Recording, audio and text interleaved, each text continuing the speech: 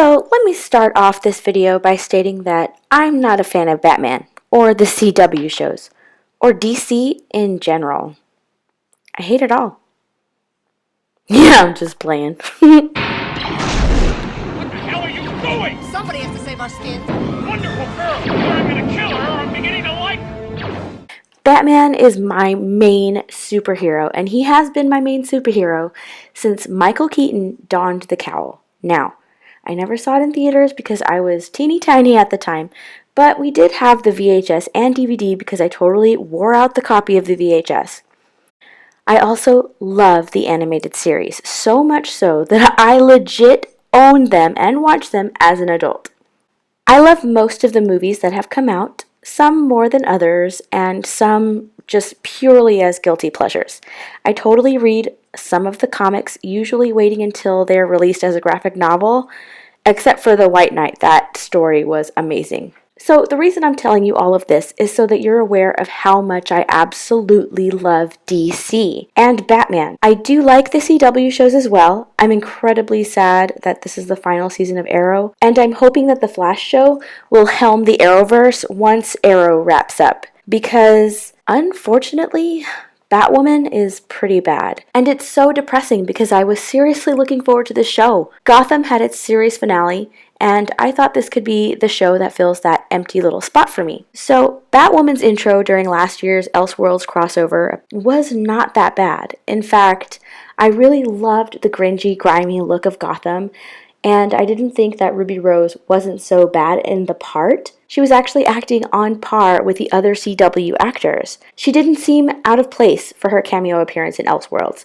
and I kind of liked the suit. It wasn't that bad. However, when the show started, I was actually surprised at how little interest I had in it after the first couple of episodes. I was bored with how Ruby Rose was playing Kate, aka Batwoman. We do get some of her backstory in quite a few flashbacks. Well, more than a few, like half the episode was flashbacks, and that's honestly where they lost me. They were using the Arrow formula. Arrow had a lot of flashbacks to Oliver Queen's shady past, and these flashbacks were kind of tied into the current storyline as a whole. And it also shows how he trained to become the Arrow. It added a lot to his character because we learned that he had to overcome things in his past in order to achieve the missions he was currently working on. But with Kate's character, there's really nothing in the flashbacks that add to her character other than the fact that we learn that she's in love with the woman that she's trying to save. This person is the only reason she comes back to Gotham. The way the two ladies are portrayed, it just seemed like a summer fling,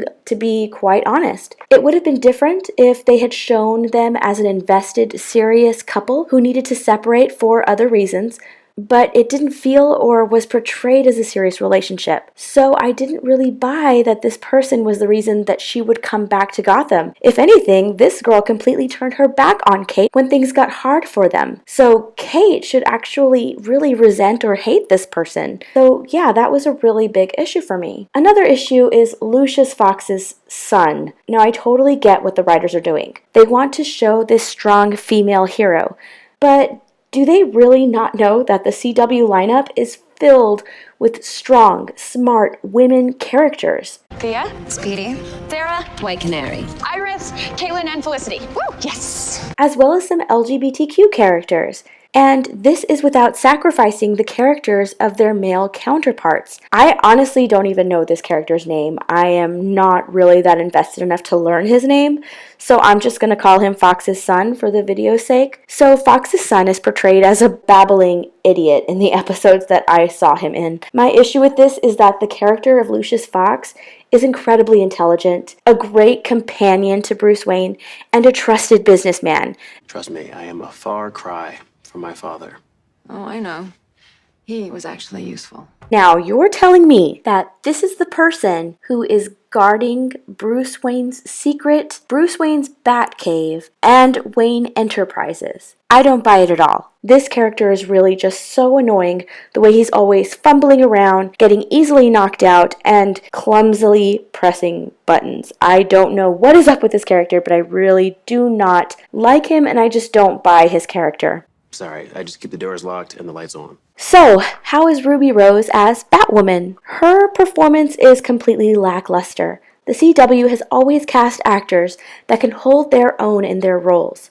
They emote just the right emotion to have me completely invested in every single scene they're in. Ruby Rose took a different approach, unfortunately, to her character. She speaks and acts in this boring, monotone voice. Even when the scenes get heavy or emotional or surprising, it's all acted the same. When she discovered that Bruce was Batman, she didn't even sound surprised. It was just like, meh, Bruce Wayne is Batman. When she finds out her father sent her away to train with no intention of letting her work with him, she was again just meh about it. When she's frustrated, sad, angry, it all comes across the same way. It's so incredibly disappointing. Another thing that really got under my skin, I believe was the very first episode, was that as Batwoman, she's kind of careless with her identity. In the original Batman, Bruce is careful to turn away from Vicky Vale, as well as shine a light in her eyes whenever she's too close for comfort for him. He doesn't want her to see his face. Here, Batwoman saves her ex and then lovingly looks at her as though she wants to kiss her, which is not a bad thing, but you're just completely giving away who you are. And then later, when she's asked about this by her friend, she plays it off like she has no clue what she's talking about. It's really ridiculous and unrealistic. I literally smacked myself in the face when watching that scene. It was so dumb.